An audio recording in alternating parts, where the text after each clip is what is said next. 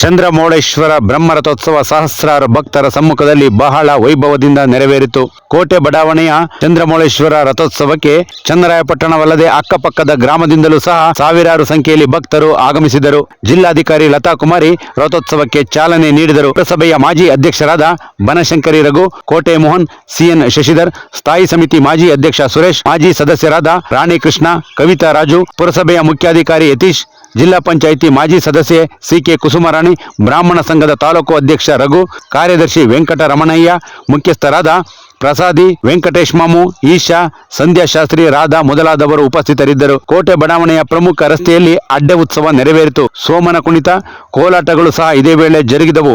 ನಂತರ ರಥೋತ್ಸವದಲ್ಲಿ ಚಂದ್ರಮೌಳೇಶ್ವರ ದೇವರನ್ನು ಪ್ರತಿಷ್ಠಾಪನೆ ಮಾಡಿ ರಥೋತ್ಸವವನ್ನು ಬಹಳ ವೈಭವದಿಂದ ಭಕ್ತರು ನೆರವೇರಿಸಿದ್ದಾರೆ.